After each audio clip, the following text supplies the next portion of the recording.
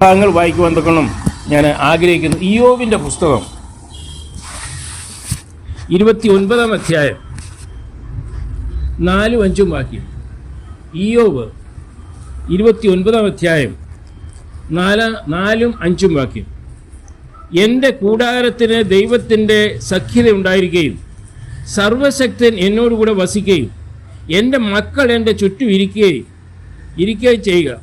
എൻ്റെ ശുഭകാലത്തിലെ പോലെ ഞാൻ ആയെങ്കിൽ കൊള്ളാമായിരുന്നു. ദൈവനാമത്തിന് നന്ദിയോടെ സ്തോത്രം ചെയ്യുന്നു. ഇയ്യോബ് ഈ പ്രാർത്ഥന, ഈ ആഗ്രഹം ദൈവസന്നിധിയിൽ പ്രാർത്ഥിക്കുമ്പോൾ ഇതിൻ്റെ സാഹചര്യമൊക്കെ നമുക്കറിയാം, അതിലേക്ക് പിന്നീട് നമുക്ക് വരാം. എന്നാൽ ഇവിടെ പറയുന്ന ഈ ഇയ്യോബിൻ്റെ വലിയൊരു ആഗ്രഹം, എൻ്റെ കൂടാരത്തിന് ദൈവത്തിൻ്റെ സഖ്യത ഉണ്ടായിരിക്കണം, എൻ്റെ ഭവനത്തിന് ദൈവത്തിൻ്റെ സഖ്യത ഉണ്ടായിരിക്കണം. അത് മാത്രമല്ല, സർവശക്തൻ എന്നോടുകൂടെ വസിക്കണം. അത് മാത്രമല്ല, എൻ്റെ മക്കൾ എൻ്റെ ചുറ്റും ഇരിക്കണം. അത് മാത്രമല്ല, എൻ്റെ ശുഭകാലത്തിലെ പോലെ ഞാൻ ആയെങ്കിൽ കൊള്ളാമായിരുന്നു. ഏത് സമയത്തെ ഈ ആഗ്രഹം പറയുന്നത് അറിയാമോ? ഈ ഇയ്യോബിനെ നമുക്കറിയാം. 1-ാം അധ്യായത്തിൽ ഇത്രമാത്രം വലിയൊരു ധനാഢ്യനാണെന്ന് പറഞ്ഞു കഴിഞ്ഞാൽ, ഇന്ന് നമ്മുടെ ഏറ്റവും വലിയ ധനാഢ്യൻ ആരാ? അംബാനിയോ? അംബാനിക്ക് പോലും ഇന്ന് കാണത്തില്ല. കാരണം തൻ്റെ സ്വത്ത് പറയുന്ന മൃഗങ്ങൾ 7000 ആട്, 3000 ഒട്ടകം, 500 ഏർ കാള, 500 പെൺകഴുത, പിന്നെ ദാസജനങ്ങൾ, ഇതെല്ലാം ഉള്ളൊരു മനുഷ്യനായിരുന്നു അന്ന്. ഇത്രമാത്രം മഹാൻ ധനവാനായിരിക്കുന്ന ഒരു വ്യക്തി ഈ 1-ാം അധ്യായത്തിന് ശേഷം തന്നെ കാണുന്നത് ചുരുട്ടിക്കൊടുത്തതുകൊണ്ട് വ്രണം നിറഞ്ഞവനായിട്ട്, ഭാര്യ പോലും ഇവനെ വേണ്ട എന്ന് പറയുന്ന ആ ഒരു സാഹചര്യം എത്തിക്കൊണ്ട്, സഹോദരന്മാർ, കൂട്ടുകാർ, സ്നേഹിതന്മാർ വന്ന് തനിക്ക് എതിരായിട്ട് സംസാരിക്കുമ്പോൾ ആ വലിയൊരു വേള കഴിഞ്ഞതിന് ശേഷം 29-ാം അധ്യായത്തിലേക്ക് വരുമ്പോൾ ആ വ്യക്തി പറയുകയാണ്, എന്താ പറയുന്നത്? എൻ്റെ കൂടാരത്തിന് ദൈവത്തിൻ്റെ സഖ്യത ഉണ്ടായിരിക്കണം. ഈ ഒരു സഖ്യതയാണ് പ്രിയരെ നമുക്ക് ഓരോരുത്തർക്കും ആവശ്യമുള്ളത്. നീതിമാന്മാരുടെ ഭവനത്തെക്കുറിച്ച് നാം നോക്കുമ്പോൾ അതിൻ്റെ 118-ാം സങ്കീർത്തനത്തിലേക്ക് നാം വരുമ്പോൾ 118-ന്റെ 15-ാം വാക്യത്തിൽ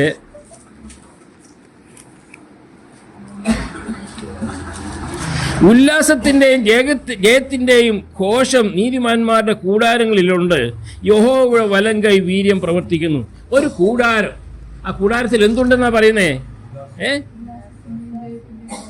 ഉല്ലാസത്തിൻ്റെയും ജയത്തിൻ്റെയും ഘോഷം ഒരു കൂടാരത്തിൽ ഉണ്ട്. ആ ഒരു കൂടാരത്തിൽ ഉല്ലാസത്തിൻ്റെയും ജയത്തിൻ്റെയും ഘോഷം ധ്വനിക്കണമെന്നുണ്ടെങ്കിൽ എന്തു വേണം? നമ്മുടെ ദൈവമായിട്ടുള്ളതായിരിക്കുന്ന ഒരു സഖ്യത, ഒരു സമ്പർക്കം നമ്മുടെ ജീവിതത്തിൽ ഉണ്ടായിരിക്കേണ്ടത് ആവശ്യമാണ്. ദൈവം തയ്യാറാണ് നമുക്ക് ആ ഒരു സന്തോഷം തരുവാൻ വേണ്ടി. ജയത്തിൻ്റെയും ഉല്ലാസത്തിൻ്റെയും ഘോഷം നമ്മുടെ ഭവനത്തിൽ, നമ്മുടെ വീട്ടിൽ തരുവാൻ തക്കോണം ദൈവം തയ്യാറാണ്. എന്നാൽ പിന്നെ ഒരു കാര്യം, നമുക്ക് എന്ത് ചെയ്യണം? നമുക്ക് ആ വലിയവനായിരിക്കുന്ന കർത്താവിൻ്റെ സഖ്യത, ആ ഒരു സമ്പർക്കം, ആ ഒരു അന്യോന്യത നമ്മുടെ ജീവിതത്തിൽ ഉണ്ടാകേണ്ടത് ആവശ്യമാണ്. 1-2 വേദഭാഗം കൂടെ വായിക്കാം. അത് സദൃശവാക്യത്തിലേക്ക് നാം കടന്നു വരുമ്പോൾ, സദൃശവാക്യം അതിൻ്റെ 14-ാം അധ്യായത്തിൻ്റെ 11-ാം വാക്യത്തിലെ, സദൃശവാക്യം 14-ാം അധ്യായത്തിൻ്റെ 11-ാം വാക്യത്തിലെ, ദുഷ്ടന്മാരുടെ വീട് മുടിഞ്ഞു പോകും, നീതിമാന്റെ കൂടാരമോ തഴയ്ക്കും. അത് മാത്രമല്ല, ഒരു വേദഭാഗം കൂടെ വായിച്ചുകൊണ്ട് നമുക്ക് മുൻപോട്ട് പോകാം. 3:33 സദൃശവാക്യം 3:33.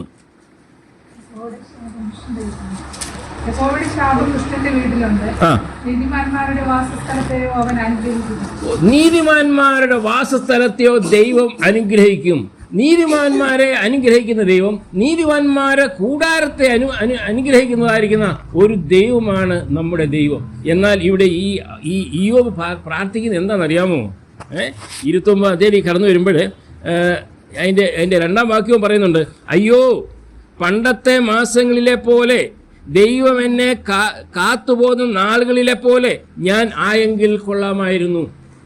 ഞാൻ ഈ വാക്യം വായിച്ചപ്പോൾ ഈ ഭവനത്തോട് ബന്ധത്തിൽ ഞാൻ ചിന്തിക്കുകയായിരുന്നു. ഈ ഭവനത്തിൽ ഒരു നല്ല നാളുകൾ ഉണ്ടായിരുന്നു. എന്നായിരുന്നു നല്ല നാളുകൾ? ഇരുവരും ജോലിയുള്ള ബന്ധത്തിൽ വെളിയിലായിരുന്നപ്പോൾ അന്ന് തങ്ങൾക്ക് പേരുണ്ടായിരുന്നു, തങ്ങൾ പ്രസിദ്ധരായിരുന്നു. കാരണം എന്താണ്? അവരെവിടാണ്? അവര് വെളിയിൽ ജോലിയില്ല. ആര് ചോദിച്ചു കഴിഞ്ഞാലും കുഞ്ഞുങ്ങളെവിടാ? അവർ വെളിയിൽ ജോലിയില്ല. എല്ലാവർക്കും നല്ല നല്ല ഒരിതുണ്ടായിരുന്നു. ആരെക്കുറിച്ച്? ഈ ഭവനത്തുള്ള പ്രിയപ്പെട്ടവരെ കുറിച്ച്.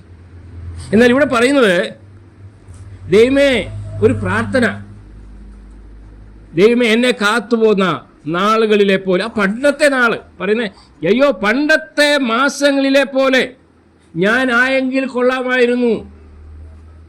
ഞാനിവിടെ കടന്നു വരുമ്പോൾ ഇരുവരും ജോലി വിട്ടിട്ട് ഇവിടെ വന്നതിന് ശേഷം ഇവരുടെ ആഗ്രഹം ഇത് തന്നെയായിരുന്നു. എന്താ? എവിടെങ്കിലും ഒരു ജോലിക്ക് പോകണം, എവിടെങ്കിലും ഒരു ജോലി കിട്ടും. ഒത്തിരി ശ്രമിച്ചു. എന്താ? അയ്യോ പണ്ടത്തെ മാസങ്ങളിലെ പോലെ, എന്നാൽ പണ്ട് ഗൾഫിലായിരുന്നത് പോലെ എൻ്റെ ജീവിതമായിരുന്നെങ്കിൽ കൊള്ളാമായിരുന്നു. കാരണം പിതാവ് സ്ഥലത്ത് വേർപെട്ടു പോയി. പിതാവിൻ്റെ മരണത്തിന് ശേഷം പിന്നീട് അവരുടെ ആഗ്രഹം ഒന്ന് മാത്രമേ ഉള്ളായിരുന്നു, എങ്ങനെയെങ്കിലും ജോലി ചെയ്ത് ജീവിക്കണം, എങ്ങനെയെങ്കിലും ആ പണ്ടത്തെ ഞാൻ ഞങ്ങൾ രണ്ടുപേരും ഒരുമിച്ച് ഒത്തുചേർന്ന് എടുത്തതായിരിക്കുന്ന തീരുമാനം, അതേ ആ ജോലി വേണ്ടായിരുന്നു വെച്ചതായിരിക്കുന്ന ആ തീരുമാനമുണ്ടല്ലോ, ആ ഒരു സമയത്ത് ദൈവമേ ഞങ്ങളെ ആ സമയത്തേക്ക് അത് കൊണ്ടുവരണം. പലയിടത്തും പോയി പലയിടത്തും ജോലിക്ക് വേണ്ടി നോക്കി. എനിക്കറിയാം സാം ബ്രദർ ജോലി ഇവിടെ ഇപ്പോഴും ചെയ്യുന്നുണ്ട്, ഇതിനു മുമ്പും ജോലി ചെയ്തുകൊണ്ടിരുന്നു. എന്തിനു വേണ്ടിയായിരുന്നു? ആ പണ്ടത്തേത് കിട്ടുവാൻ ആഗ്രഹിച്ചു. പണ്ടത്തെ ആ നാളുകളിലേക്ക് ഞാനൊന്ന് ദൈവനെ തിരിച്ചു വരുത്തണേ എന്ന് താൻ ആഗ്രഹിച്ചു. ഒടുവിൽ എന്താണ് പറയുന്നത്? എൻ്റെ കൂടാരത്തിന് ദൈവത്തിൻ്റെ സഖ്യത ഉണ്ടായിരിക്കുകയും സർവശക്തൻ എന്നോടുകൂടെ വസിക്കുകയും എൻ്റെ മക്കൾ എൻ്റെ ചുറ്റും ഇരിക്കുകയും ചെയ്ത എൻ്റെ ശുഭകാലത്തെ പോലെ ഞാൻ ആയിരുന്നെങ്കിൽ കൊള്ളാമായിരുന്നു. പ്രിയരേ, അനേക നാളുകൾ ഈ വചനത്തിനുണ്ടാകിയ ഒരു പക്ഷെങ്കിൽ അവരുടെ ആഗ്രഹമായിരുന്നു, ദൈവമേ ഞങ്ങൾക്കൊരു ജോലി ആവശ്യമാണ്, ഞങ്ങൾക്കൊരു ജോലി വേണം മുൻപോട്ട് പോകുവാനായിട്ട്. അങ്ങനെയുള്ള സമയത്ത് ദൈവം പ്രാർത്ഥന കേട്ടോ? യോബിന്റെ പ്രാർത്ഥന കേട്ടോ? യോബ് പ്രാർത്ഥിച്ചു പണ്ടത്തെ പോലെ എന്ന് പറഞ്ഞാൽ പണ്ടത്തെ ഞാൻ എങ്ങനെയായിരുന്നു അതുപോലെ. ഇപ്പം ഞാൻ സാമ്പ്രന് ചോദിക്കുകയാണ്, ദൈവം അനുഗ്രഹിച്ചോ? എന്നാൽ കുറേ നാളുകൾ യോബിനെ പോലെ യോബ് പുസ്തകം 2-ാം അധ്യായം മുതൽ 27-28 വരെയുള്ള കാലയളവ് നോക്കുമ്പോൾ വളരെ ശോചനീയമായിരിക്കുന്ന ഒരു കാലയളവായിരുന്നു യോബിനുള്ള ബന്ധത്തിൽ. വളരെ ശോചനീയമായ രീതിയിൽ താൻ ജീവിച്ചു. സ്നേഹിതന്മാർ കടന്നു വന്ന് ആശ്വാസം പറയേണ്ടതിന് പകരമായിട്ട് അവരെ കുത്തുന്ന ഒരവസ്ഥയിലായിരുന്നു സ്നേഹിതന്മാർ പോലും. എല്ലാവരും വെറുത്തതായിരിക്കുന്ന ഒരവസ്ഥ. അവനൊരു ജോലിയുമില്ല, അവൻ്റെ കാര്യം അവളെല്ലാം പോയി എന്നുള്ള ചിന്താഗതിയിൽ കടന്നു പോയിരുന്ന സമയത്ത് പ്രാർത്ഥിച്ചു, ദൈവമേ എനിക്കൊന്നു മാത്രമേ എൻ്റെ ആഗ്രഹമുള്ളൂ, എൻ്റെ മക്കൾ എൻ്റെ ചുറ്റും ഇരിക്കണം. സ്തോത്രം. ഇന്ന് അനേക ഭവനങ്ങളിൽ നമ്മുടെ മാതാപിതാക്കൾക്ക് ആഗ്രഹമുള്ളൊരു വസ്തുവാണ്, പക്ഷേ നമ്മുടെ കയ്യിൽ കിട്ടുന്നില്ല. കയ്യിൽ നിന്ന് പോയി. ഈ ഒരു പ്രാർത്ഥന നമുക്ക് ആവശ്യമാണ് ഈ സന്ധ്യാവേളയിൽ. പ്രിയരേ, നമ്മളെല്ലാം വിശ്വാസികളാണ്. നമ്മുടെ മക്കൾ വിവിധ സ്ഥലങ്ങളിലായിട്ട് കടന്നു പോകുന്നുണ്ട്. എന്നാൽ അവിടെ കടന്നു പോകുന്നെങ്കിൽ അവരെന്ത് ചെയ്യുന്നുള്ളത് നമുക്ക് അറിഞ്ഞുകൂടാ. ഈ ഒരു പ്രാർത്ഥന ഇന്ന് നമ്മുടെ ജീവിതത്തിൽ ആവശ്യമാണ്. എന്താണ് ആവശ്യം? എൻ്റെ മക്കൾ എൻ്റെ ചുറ്റും ഇരിക്കുകയും എൻ്റെ ശുഭകാലത്തിലെ പോലെ ഞാൻ ആയെങ്കിൽ കൊള്ളാമായിരുന്നു. എൻ്റെ കഴിഞ്ഞകാല ജീവിതത്തിൽ എൻ്റെ മാതാപിതാക്കന്മാർ വിശ്വാസത്തിലായിരുന്ന സമയത്ത് അവരെങ്ങനെയായിരുന്നു അതുപോലുള്ള ഒരു കാലം എൻ്റെ ജീവിതത്തിൽ ഉണ്ടാകണം. അല്ല, എൻ്റെ മക്കളുടെ ജീവിതത്തിൽ, എൻ്റെ കൊച്ചുമക്കളുടെ ജീവിതത്തിൽ ഉണ്ടാകുവാൻ ഒരു പ്രാർത്ഥന നമുക്ക് ആവശ്യമാണ്, വളരെ ആവശ്യമാണ്. ഇന്ന് ലോകം എങ്ങോട്ടാണ് പോയിക്കൊണ്ടിരിക്കുന്നത് നമുക്കറിഞ്ഞും കൂടാ. നമ്മുടെ കുഞ്ഞുങ്ങളെ സ്കൂളിലേക്ക് വെളിയിൽ ബാംഗ്ലൂരിലും എറണാകുളത്തൊക്കെ പറഞ്ഞു വിടുന്നു. അവരെന്ത് ചെയ്യുന്നുള്ളത് നമുക്കറിഞ്ഞുകൂടാ. സാത്താൻ കൂടി വരുന്നവരുടെ മധ്യത്തിലാണ് നമ്മുടെ കുഞ്ഞുങ്ങൾ പാർക്കുന്നത്. അവരെ രക്ഷിക്കേണ്ടത്, അവർക്കൊരു ഫെൻസിങ് ഇടേണ്ടത്, അവരെ വേലികെട്ടി ചുറ്റി സൂക്ഷിക്കേണ്ടത് നമ്മുടെ കടമയാണ്. നമുക്ക് അവർക്ക് പ്രാർത്ഥിച്ചേ മതിയാകുള്ളൂ. ഈ വിധത്തിലുള്ളതായിരിക്കുന്ന ഒരു പ്രാർത്ഥിക്കുകയാണെങ്കിലുണ്ടല്ലോ, നമ്മുടെ ദൈവം നമ്മുടെ പ്രാർത്ഥന കേൾക്കും. നോക്കുക, ഇപ്പോൾ ഈ ഭവനത്തോടുള്ള ബന്ധത്തിൽ ദൈവം അവരെ ധാരാളമായിട്ട് അനുഗ്രഹിച്ചു. അതുകൊണ്ട് എല്ലാം പൂർണ്ണമായി എന്ന് ഞാൻ പറയുന്നില്ല. എന്നാൽ ദൈവം അവരെ ആദരിച്ചു, അവരുടെ പ്രാർത്ഥന കേട്ടു. അവർ ഏതൊരു കാര്യത്തിനു വേണ്ടി വിശ്വാസത്തിൽ അവരെ ജോലി വിട്ടിട്ട് ആ പിതാവിനെ ശുശ്രൂഷിപ്പാൻ കൊണ്ട് ഇവിടേക്ക് കടന്നു വന്നു. ലോകത്ത് ഒരു വിശ്വാസ കുടുംബത്തിനും കാണാത്തതായിരിക്കുന്ന ആ ഒരു സന്മനസ് അവരുടെ ജീവിതത്തിൽ ഉണ്ടായപ്പോൾ അവർ പ്രാർത്ഥിച്ചു. ദൈവം അവരുടെ പ്രാർത്ഥന കേട്ടു. നമുക്കൊരിക്കലും മറക്കുവാൻ കഴിയില്ല. നമുക്കവരെ സ്തുതിക്കേണ്ടത് ആവശ്യമാണ്. ഇതേ നമുക്കൊന്ന് നോക്കാം എന്താണ് ദൈവം ഈ പ്രാർത്ഥനയുടെ ഉത്തരം ദൈവം എങ്ങനെ കൊടുത്തെന്നുള്ളത് നമുക്ക് നോക്കാം. 42-ാം അധ്യായത്തിലേക്ക് നമുക്ക് കടന്നു വരാം. 42-ാം അധ്യായം 10 മുതലുള്ള വാക്യങ്ങൾ ഞാൻ വായിക്കുകയാണ്. 10 ആരെങ്കിലും ഒരാൾ വായിക്കണം. 10 മുതൽ. യഹോവ ഇയ്യോബിന്റെ മുഖത്തെ ആദരിച്ചു. ഇയ്യോബ് തന്റെ സ്നേഹിതന്മാർക്ക് വേണ്ടി 42 10 മുതൽ. യഹോവ ഇയ്യോബിന്റെ മുഖത്തെ ആദരിച്ചു. ഇയ്യോബ് തന്റെ സ്നേഹിതന്മാർക്ക് വേണ്ടി പ്രാർത്ഥിച്ചപ്പോൾ യഹോവ അവന്റെ സ്ഥിതിക്ക് ഭേദം വരുത്തി. മുമ്പേ ഉണ്ടായിരുന്നതൊക്കെയും യഹോവ ഇയ്യോബിന് ഇരട്ടിയായി കൊടുത്തു. അവന്റെ സകല സഹോദരന്മാരും സഹോദരിമാരും മുമ്പേ അവന് പരിചയമുള്ളവരൊക്കെയും അവന്റെ അടുക്കൽ വന്ന് അവന്റെ വീട്ടിൽ അവനോടുകൂടെ ഭക്ഷണം കഴിച്ചു. യഹോവ അവന്റെ മേൽ വരുത്തിയിരുന്ന സകല അനർത്ഥത്തെയും കുറിച്ച് അവർ അവനോട് സഹതാപം കാണിച്ച് അവനെ ആശ്വസിപ്പിച്ചു. ഓരോരുത്തരും അവന് ഓരോ പൊന്നാണ്യവും ഓരോ പൊന്മോതിരവും കൊടുത്തു. യഹോവ ഇയ്യോബിന്റെ പിൻകാലത്തെ അവന്റെ മുൻകാലത്തേക്കാൾ അധികം അനുഗ്രഹിച്ചു. അവന് 14,000 ആടും 6,000 ഒട്ടകവും 1,000 കാളയും 1,000 പെൺകഴുതയും ഉണ്ടായി. അവന് 7 പുത്രന്മാരും 3 പുത്രിമാരും ഉണ്ടായി. മൂത്തവൾക്ക് അവൻ യമീമ എന്നും രണ്ടാമത്തവൾക്ക് എസിയ എന്നും മൂന്നാമത്തവൾക്ക് കോരൻ ഹപ്പൂക്ക് എന്നും പേര് വിളിച്ചു. യോബിന്റെ പുത്രിമാരെ പോലെ സൗന്ദര്യമുള്ള സ്ത്രീകൾ ദേശത്തെങ്ങും ഉണ്ടായിരുന്നില്ല. ഇങ്ങനെ യഹോവ ഇയ്യോബിന് പിൻകാലത്തെ അവൻ മുൻകാലത്തേക്കാൾ അധികം അനുഗ്രഹിച്ചു. ഇവിടെ നാം കാണുന്നത്, ഞാനൊരു കണക്ക് പറഞ്ഞായിരുന്നല്ലോ, എത്ര ആടുണ്ടെന്നും എത്ര മാടുണ്ടെന്നും ഒക്കെ പറഞ്ഞായിരുന്നല്ലോ. ഇവിടെ എന്തോ പറയുന്നത്, ഒരാടെങ്കിലും കുറഞ്ഞോ നോക്കി. ഒരാടെങ്കിലും എത്ര ആടെത്ര 7,000 തനിക്ക് ഉണ്ടായിരുന്നു. ഇപ്പൊ എത്രയായി? 14,000 3,000 ഒട്ടകമായി. ഇപ്പൊ എത്രയായി? എല്ലാം ഡബിളായിട്ട് കൊടുത്തു. ദൈവം ആർക്കും കണക്കാരനല്ല. ദൈവം ഒരിക്കലും കടക്കാരനല്ല. ദൈവം ഒരു പൈസ തന്നിട്ടുണ്ടെങ്കിൽ, നാം ദൈവത്തിന് 1 പൈസ കൊടുത്തിട്ടുണ്ടെങ്കിൽ 2 പൈസ അവൻ തിരിച്ചു തരും. ദൈവത്തിന്റെ കരത്തിൽ നമ്മൾ 1 പൈസ അവൻ വെക്കത്തില്ല. അതാണ് ഇവിടുത്തെ ഈ ഭവനത്തിന്റെ അനുഭവമായിട്ട് എനിക്ക് പറയാൻ തക്കുള്ളത്. എന്നാൽ ഒരു കാര്യം മാത്രം, മക്കൾ എത്ര ഇരട്ടി കൊടുത്തോ? മക്കൾ എല്ലാം ഇരട്ടി കൊടുക്കുമെന്ന് പറയും. മക്കൾ കൊടുത്തോ? എന്താ കൊടുക്കാഞ്ഞേ? മക്കൾ എത്ര കൊടുത്തു? 7 പുത്രന്മാരും 3 പുത്ര. അതായിരുന്നു ആദ്യം അത്രേ ഉള്ളായിരുന്നു. ഇപ്പോഴും അത്രേ ഉള്ളൂ. എല്ലാം ഡബിൾ കൊടുത്തു, മക്കളെ കൊടുത്തില്ല. എന്താ മക്കളെ കൊടുക്കാഞ്ഞേ? മക്കളെ, ഈ മൃഗങ്ങളെ മരിച്ചുപോയി, അതിന് ആത്മാവില്ലല്ലോ. മക്കൾക്ക് ആത്മാവില്ലേ? ഈ മരിച്ച ആത്മാക്കൾ എവിടെ ഉണ്ട്? അപ്പൊ വീട് 7 കൊടുത്താൽ പോരെ? 14 കൊടുക്കണോ? 7 പുത്രന്മാർക്ക് 14 കൊടുത്തു കഴിഞ്ഞാൽ 14 പിന്നെ 21 ആയില്ലേ? അപ്പൊ ദൈവത്തിന്റെ കണക്ക് തെറ്റിയോ ഇല്ലയോ? മനസ്സിലായെന്ന് തോന്നുന്നു. ദൈവം പറഞ്ഞു ഡബിളായിട്ട് കൊടുക്കുന്നു, ഡബിളായിട്ട് തന്നെ കൊടുത്തു. അത് നമ്മുടെ ദൈവമാണ്. പേരെ ഈ ഒരു പ്രാർത്ഥന ഇന്ന് സായാഹ്ന വേളയിൽ നമുക്ക് ഓരോരുത്തർക്കും ഈ ഒരു പ്രാർത്ഥന നമ്മുടെ ജീവിതത്തിൽ ഒരു സന്തത സഹചാരിയായിട്ടിരിക്കട്ടെ. കർത്താവേ, എൻ്റെ കൂടാരത്തിലെ നിന്റെ സഖ്യത എനിക്ക് ആവശ്യമാണ്. ഇന്ന് നമുക്കറിയാം, ഈ ലോകത്തിൽ വളരെ പ്രയാസമാണ് ലോകത്തിൽ ജീവിക്കുവാൻ. ഇവിടെ നോക്കിക്കഴിഞ്ഞാലും വഷളത്തിൽ നിറഞ്ഞതായിരിക്കുന്ന ലോകം. അപ്പന്മാർ മക്കളെ കൊല്ലുന്നു, മക്കൾ അപ്പന്മാരെ കൊല്ലുന്നു, ഭാര്യ ഭർത്താവിനെ കൊല്ലുന്നു, ഭർത്താവ് ഭാര്യയെ കൊല്ലുന്നു. പണ്ട് എൻ്റെ ചെറിയ സമയത്ത് ഞങ്ങളുടെ വീട്ടിലൊരു കോഴിയെ കൊല്ലണമെന്നുണ്ടെങ്കിൽ അമ്മ അച്ചാൻ്റെ കൊടുക്കും, എൻ്റെ ഫാദറിൻ്റെ കൊടുക്കും. അമ്മ കണ്ടിക്കത്തില്ല, അതിനുള്ള ഇതിൽ ധൈര്യമില്ല ഒരു കോഴിയെ കൊല്ലാൻ. അപ്പനാണ് കോഴിയെ കൊന്നതിന് ശേഷം കൊണ്ട് കൊടുക്കുമ്പോഴാണ് പിന്നെ ഒരുക്കുന്നേ. അങ്ങനെ ഒരു കാലമായിരുന്നു പണ്ട്. ഇന്ന് ഇപ്പം കഴുത്ത് കറക്കുക എന്ന് പറഞ്ഞ ഒരു സാധാരണ രീതിയായി പോയി കഴിഞ്ഞിരിക്കുന്നു. ലോകം മാറിപ്പോയിരിക്കുകയാണ്. അതുകൊണ്ട് എന്താണ് നമ്മൾ ചെയ്യേണ്ടത്? നമുക്ക് ഒരു പ്രാർത്ഥനയേ ഉള്ളൂ. ഇയ്യോബിൻ്റെ പ്രാർത്ഥന 29-ാം അധ്യായത്തിൻ്റെ ആ ഒരു ഭാഗങ്ങൾ വായിച്ചുകൊണ്ട് ഞാൻ എൻ്റെ വാക്കുകൾക്ക് വിരാമം കുറിക്കുകയാണ്. 29-ാം വാക്യത്തിൽ അതിൻ്റെ 2-ാം വാക്യം ഇവിടെ വായിക്കട്ടെ. അയ്യോ, പണ്ടത്തെ മാസങ്ങളിലെ പോലെ ദൈവം എന്നെ കാത്തുപോകുന്ന നാളുകളെ പോലെ ഞാനായെങ്കിൽ കൊള്ളായിരുന്നു. ഓർക്കുകയാണ്, കർത്താവേ, ദൈവമേ, ആ പണ്ടത്തെ നാളിലേക്ക് എന്നെ ഒന്ന് കൊണ്ടുപോയിരുന്നുവെങ്കിൽ ഞാൻ അനുഭവിച്ചതായിരിക്കുന്ന ഒരു പിറുപിറുപ്പില്ലാത്ത ഒരു വ്യക്തിയായിരുന്നു ഇയ്യോബ്. തൻ്റെ ഭാര്യ പോലും എന്താ പറഞ്ഞത്? പൊട്ടിന്ന് വിളിച്ചോ? പൊട്ടിന്ന് വിളിച്ചില്ല. എല്ലാവരും പറയുന്നത് ഇയ്യോബ് തൻ്റെ ഭാര്യ പൊട്ടിന്ന് വിളിച്ചെന്നാ. പൊട്ടിയെ പോലെ എന്ന് പറഞ്ഞാൽ പൊട്ടിയാന്നോ?